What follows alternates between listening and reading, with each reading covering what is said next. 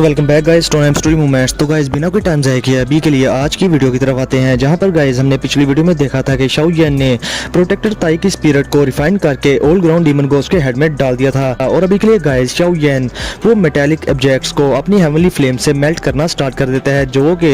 उसके पास पड़े हुए थे। और गाइस अभी के लिए मैं आप लोगों को बताऊं कि शाओ येन अपने एक हाथ से उन मेटालिक ऑब्जेक्ट्स को अपनी हेवनली फ्लेम से मेल्ट कर रहा था और दूसरे हाथ से वो ओल्ड ग्राउंड डीमन घोस्ट की बॉडी को रिफाइन किया जा रहा था। यानी कि एक तरफ तो शाओ येन अपनी हेवनली फ्लेम को लो टेम्परेचर पे रखकर ओल्ड ग्राउंड डीमन घोस्ट की बॉडी में डाले जा रहा था और दूसरी तरफ शाओ येन हाई टेम्परेचर में उन मेटालिक ऑब्जेक्ट्स को रिफाइन किए जा रहा था। और गाइस अभी के लिए शाओ येन का अपनी फ्लेम पर इतना अच्छा कंट्रोल इसी वजह से हुआ था कि शाओ येन ने 5 रिंग फ्लेम एक्सपेलिंग टेक्निक को सीख लिया था थोड़ा बहुत, जो कि टियान हुआ जुंजी की दो स्किल थी। अब गाइस दूसरी तरफ जो कि शाओ येन ओल्ड ग्राउंड डीमन घोस्ट की बॉडी को रिफाइन कर रहा था, उसमें शाओ येन को बहुत ही ज्यादा लंबा समय लगने वाला था, क्योंकि शाओ येन ने अभी के लिए ओल्ड ग्राउंड डीमन घोस्ट के हेड में जो प्रोटेक्टेड ताई की स्पिरिट थी उसको और उसकी बॉडी में जो मॉन्स्टर कोर था उसको अच्छे से मर्ज करना था और इसके लिए काफी ज्यादा दिन लगने वाले थे। और गाइस होता भी कुछ ऐसा ही है और हम देखते हैं 7 दिनों के बाद शाओ येन को, जो कि अभी के लिए अपनी आंखें बंद करके ये सब कर रहा था, और तो और वो मेटालिक ऑब्जेक्ट्स जो कि शाओ येन अपनी हेवनली फ्लेम से मेल्ट कर रहा था दूसरे हाथ से, वो भी मेल्ट होकर डार्क गोल्ड कलर लिक्विड में चेंज हो चुके थे। मगर गाइस अभी के लिए देखने से ऐसा नहीं था लग रहा कि ओल्ड ग्राउंड डीमन घोस्ट की बॉडी में जो मॉन्स्टर कोर है और वो जो प्रोटेक्टर ताई की स्पिरिट थी वो अच्छे से मर्ज हो गए हैं। लेकिन इधर शाओ येन वो बहुत ही ज्यादा स्माइल कर रहा था और इसके साथ ही शाओ येन बहुत सारी हैंड सील्स बनाकर एक जोरदार आवाज मारता है, जिसके साथ ही guys old ground demon ghost के हेड में जो प्रोटेक्टर ताई की स्पिरिट थी वो पूरी तरह से शैटर हो जाती है और हर तरफ फैल जाती है और छोटे छोटे डॉट्स उस स्पिरिट के ओल्ड ग्राउंड डीमन घोस्ट की बॉडी में हर तरफ फैल जाते हैं और इसके साथ ही उसकी बॉडी में मानो कि जैसे जान आ गई हो। और अभी के लिए गाइस वो सभी की स्पिरिट्स के छोटे छोटे डॉट्स उस मॉन्स्टर कोर से जैसे ही कांटेक्ट में आते हैं तो वो मॉन्स्टर कोर उसमें से बहुत ज्यादा एनर्जी निकलना स्टार्ट हो गई थी। और अभी के लिए गाइस देखने से ऐसा लग रहा था कि ओल्ड ग्राउंड डीमन घोस्ट की वेन्स में कोई ना कोई चीज सर्कुलेट कर रही हो। और इसके साथ ही गाइस हम देखते हैं कि ओल्ड ग्राउंड डीमन घोस्ट की लाश से बहुत ज्यादा खतरनाक ओरा निकलना स्टार्ट हो गया था और अभी के लिए ये ओरा ग्रेइश व्हाइट कलर का था। और शाओ येन इस ओरा को देखकर कहता है कि ये तो किसी 2 जोन क्लास के 5 स्टार के एंसेस्टर की जितनी की स्ट्रेंथ है, ये बिल्कुल बहुत ही ज्यादा अमेजिंग है। अब गाइस इसके साथ ही शाओ येन वो मेटालिक ऑब्जेक्ट्स वाला लिक्विड जो कि वो 7 दिन से उसे पिघलाया जा रहा था उसको वो ओल्ड ग्राउंड डीमन घोस्ट की बॉडी पर छिड़क देता है और जैसे ही वो मेटालिक ऑब्जेक्ट्स वाला golden yellow liquid old ground demon ghost की बॉडी से कांटेक्ट में आता है तो वैसे ही ओल्ड ग्राउंड डीमन घोस्ट की बॉडी मानो कि बहुत ही ज्यादा सख्त होगी और अभी के लिए वो जलना भी स्टार्ट हो गई थी और उसमें से काफी ज्यादा स्मेल भी आना स्टार्ट हो गई थी। मगर गाइस अभी के लिए शाओ येन को अच्छी खासी फीलिंग आ रही थी कि इससे उसके पपेट की बॉडी बहुत ही ज्यादा स्ट्रॉन्ग हो गई है। अब गाइस ऐसा करते ही शाओ येन ओल्ड ग्राउंड डीमन घोस्ट यानी कि अपने पपेट को अपनी हेवनली फ्लेम से हर तरफ से कवर कर लेता है और उसको तेजी से जलाना स्टार्ट कर देता है, जिसके साथ ही गाइस हाई टेम्परेचर की वजह से उस पपेट की बॉडी बिल्कुल ब्रॉन्ज कलर की हो जाती है। और शाओ येन ये सब देखकर कहता है कि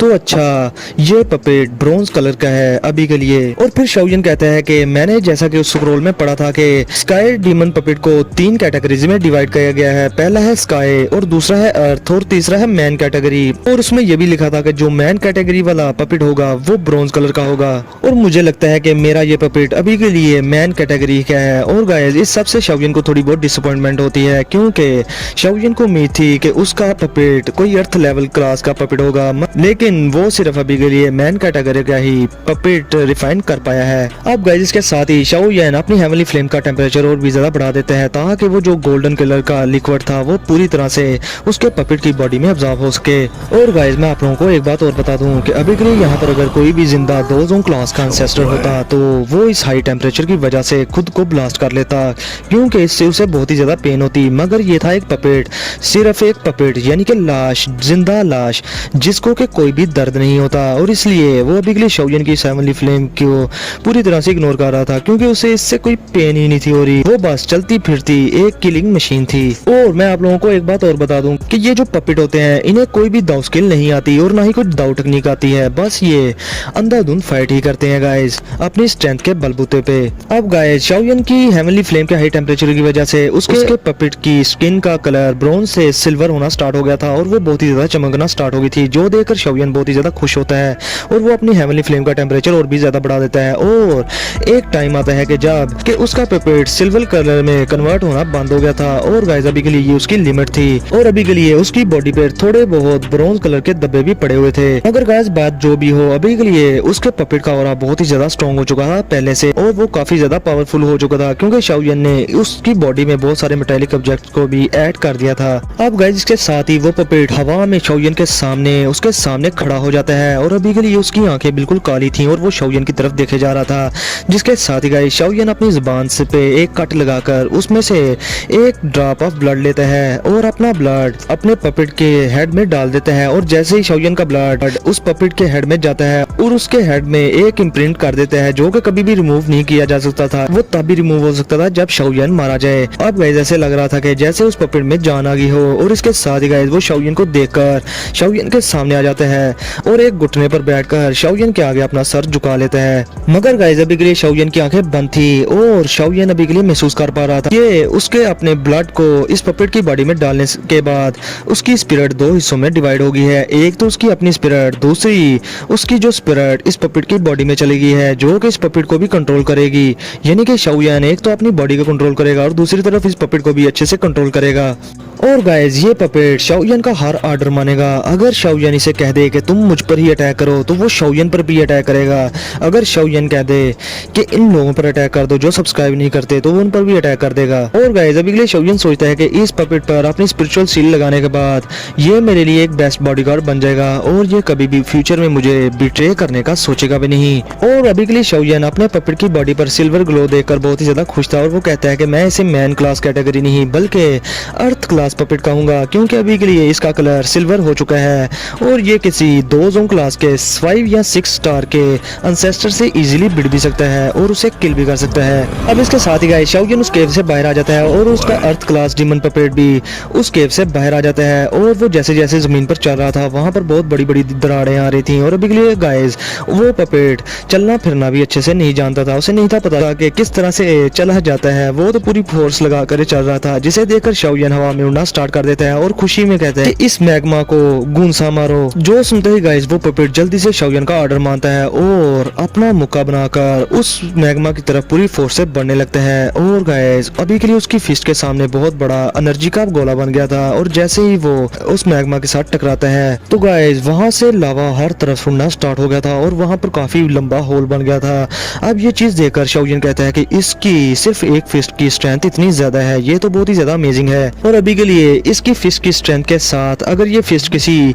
2 या 3 स्टार वाले 2 जोन क्लास के एंसेस्टर्स को पड़ जाए तो वो तो इससे लाजमी मारा जाएगा अगर वो केयरफुल ना रहा तो। और शाओयन मजीद कहता है कि अभी के लिए अर्थ क्लास डीमन पपेट की स्ट्रेंथ ये है तो स्काई डीमन पपेट जो कि एंशिएंट टाइम से चला आ रहा है उसकी स्ट्रेंथ तो बहुत ही ज्यादा होगी जो कि एक किलिंग मशीन है पूरी तरह से। और क्या मुझे स्काई डीमन पपेट बनाने के लिए किसी मैजिकल बीस्ट के जो कि रैंक 8 का मैजिकल बीस्ट हो उसका मॉन्स्टर कोर नहीं चाहिए होगा क्या? और क्या मुझे किसी 2 जोन क्लास के एक्सपर्ट की स्पिरिट भी नहीं चाहिए होगी क्या? और 2 जोन क्लास के एक्सपर्ट की बॉडी भी। अब गाइस शाओयन कुछ देर सोचने के बाद इसके साथ ही अपने अर्थ डीमन पपेट को अपनी स्टोरेज रिंग में स्टोर कर लेता है और फिर इसके साथ ही वो कहता है कि मैंने अभी के लिए अर्थ डीमन पपेट को रिफाइन तो कर लिया है लेकिन नेक्स्ट टाइम मुझे अब हेवन सोल ब्लड बोन पिल को रिफाइन करना होगा जो कि मैं अभी के लिए अपनी बेटी या बेटी के लिए रिफाइन करूंगा। अब इसके साथ ही गाइस मैं आप लोगों को बता दूं कि शाओयन को अभी के लिए कॉन्फिडेंस नहीं था कि वो अपने बेटे या बेटी के लिए ये हेवन सोल ब्लड बोन पिल रिफाइन कर सके क्योंकि वो एक टायर लेवल 6 का एल्केमिस्ट है और ये पिल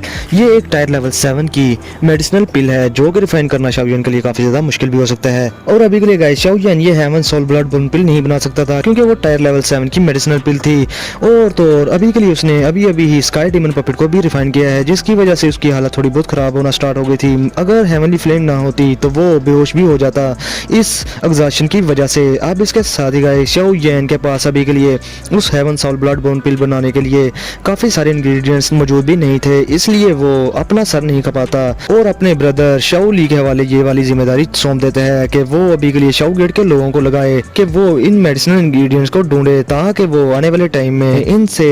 हेवन सोल ब्लड बोन पिल को बना सके। अब गाइस शाओली अपने शाओगेट के लोगों को ऑर्डर दे देता है वो इंग्रेडिएंट्स ढूंढने के लिए और तकरीबन पूरे 10 दिन लग जाते हैं उन इंग्रेडिएंट्स को ढूंढते ढूंढते। और इन 10 दिनों में शाओ येन अपनी पहली वाली पीक कंडीशन में चला जाता है क्योंकि वो इन 10 दिनों में ट्रेनिंग भी करता है और इनर अकेडमी में अपने पैन गेट ग्रुप के कुछ स्टूडेंट्स को पिल बनाना भी थोड़ा बहुत सिखाता है। और गाइस अभी के लिए शाओ येन इन 10 दिनों तक एक क्वाइट चैम्बर में भी जाकर बैठ गया था और ट्रेनिंग कर रहा था। और 10 दिनों के बाद शाओ येन की आंखें खुलती है और उसका ऑरा पहले की तरह रिकवर हो चुका था और वो अपनी पीक कंडीशन पर था। और अभी के लिए गाइस वो बहुत ही ज्यादा अजीब तरीके से उस चैम्बर से डिसअपीयर हो जाता है। और अभी के लिए शाओ येन इनर अकेडमी में एक जगह पर अपीयर होता है और वो जगह वहां पर सारी सीढ़ियां किसी चट्टान से बनी हुई थी और वो जगह काफी ज्यादा ऊंची भी थी और आम स्टूडेंट्स उस जगह पर जा ही नहीं सकता था क्योंकि वो गाइस ये ऐसी जगह थी जहां पर इनर अकेडमी का हेडमास्टर जो कि अभी के लिए गायब हो चुका है वो यहाँ पर ट्रेनिंग किया करता था और इसलिए वहां पर कोई भी आम बंदा नहीं जा सकता था। मगर जब फर्स्ट एल्डर शूक्यान को ये पता चलता है कि शाओ येन यहाँ पर आकर पिल रिफाइन करना चाहता है तो फर्स्ट एल्डर शूक्यान उस जगह को खाली करवा देते हैं शाओ येन के लिए और शाओ येन को उस जगह पर अलाउ कर देते हैं। तो गाइज आज का मैं एपिसोड यहीं पर करता हूँ खत्म। कल की वीडियो काफी ज्यादा मजे की होने वाली है क्योंकि कल हेवन साउल ब्लड बोन पिल बनेगी और गाइज आगे क्या होगा इसके बारे में भी आपको पूरा डिटेल से बताऊंगा। और अभी के लिए गाइज जैसा कि मैंने चैप्टर्स में से फजूल बातों को निकाल दिया है और सिंपली एक्सप्लेन कर रहा हूँ। तो गाइज ये कैसा लगा आप लोगों को मुझे कमेंट सेक्शन में लाजमी बताना और कल वीडियो थोड़ी बहुत लॉन्ग भी आएगी। तो फिर मिलते हैं आप लोगों से नेक्स्ट वीडियो में, तब तक के लिए मेरे चैनल को लाजमी सब्सक्राइब कर लो ताकि हमारी फैमिली बढ़े और गाइज मुझे मोटिवेशन मिल सके आपके लिए वीडियो बनाने में। और गाइज जैसे ही आप लोग 8K का टारगेट पूरा करोगे तो उसी दिन आपके लिए 2 वीडियोस आ जाएंगी। तो गाइज फिर जल्दी से 8K का टारगेट पूरा कर दो। तो फिर मिलते हैं आप लोगों से नेक्स्ट वीडियो में, तब तक के लिए अपना और अपने पैरों का बहुत सारा ख्याल रखना।